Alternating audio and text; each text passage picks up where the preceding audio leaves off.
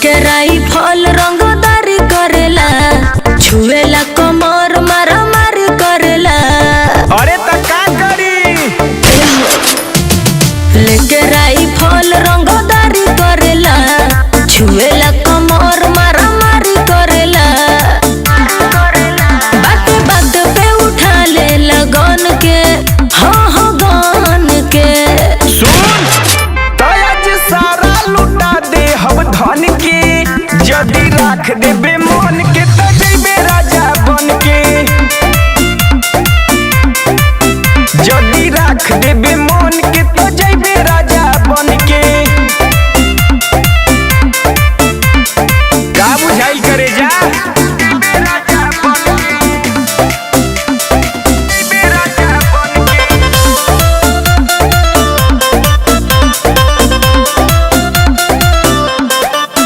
केतना के बिका गइल खेतवा, तोहर नाची के केतना रेटवा? अरे बोल।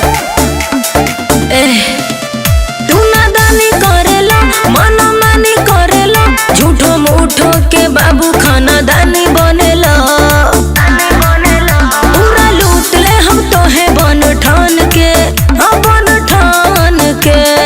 ई बात बा तो आज सारा लुटा दे हम धन के, जदी राख देबे मन के त जइबे राजा बन के। जदी राख देबे मन के त जइबे राजा बन के।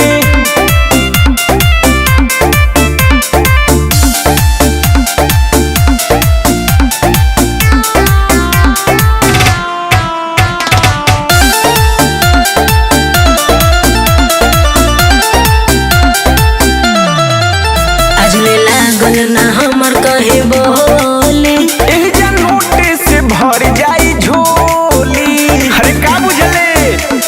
सुना एक नंबर राजा हवे कमर राजा, छुके मुअल चाहे लो कहे समर राजा।